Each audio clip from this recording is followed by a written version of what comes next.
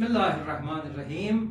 شیخ عباس قمی علیہ الرحمہ اپنی مہم کتاب منتہی الاعمال کہ جو 14 معصومین علیہ السلام کی سوانح حیات کے بارے میں لکھی گئی ہے، اس کتاب میں ایک مہم روایت کو نقل کرتے ہیں کہ آپ فرماتے ہیں ایک دن پیغمبر اکرم صلی اللہ علیہ وآلہ وسلم اپنے والد کی قبر کے پاس آتے ہیں اور آنے کے بعد 2 رکعت نماز ادا کرتے ہیں اور اپنے والد کو آواز دیتے ہیں۔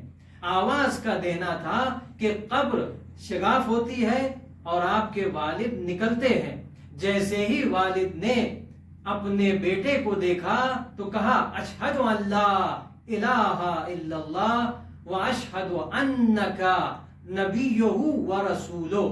اس کے بعد پیغمبر پوچھتے ہیں کہ یہ بتائیے آپ کے ولی کون ہیں؟ تو وہ کہتے ہیں بیٹا آپ بتائیے آپ کے ولی کون ہیں؟ تو پیغمبر کہتے ہیں آپ کے ولی علی ابن ابی طالب علیہ السلام ہے۔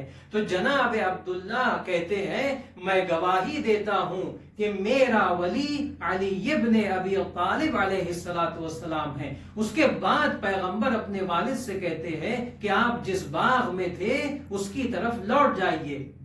شیخ عباس قمی علیہ الرحمہ فرماتے ہیں یہی کام پیغمبر اکرم نے اپنی والدہ کے ساتھ کیا۔ مہم یہ ہے کہ علامہ مجلسی علیہ الرحمہ فرماتے ہیں کہ اس روایت سے ظاہر یہ ہے کہ پیغمبر اکرم صلی اللہ علیہ وآلہ وسلم کے والدین شہادتین پر تھے، یعنی مومن تھے، تو انہیں دوبارہ اس لیے پلٹایا گیا تاکہ ان کا ایمان کمپلیٹ ہو سکے ولایت علی ابن ابی طالب علیہ السلام کے ذریعے سے۔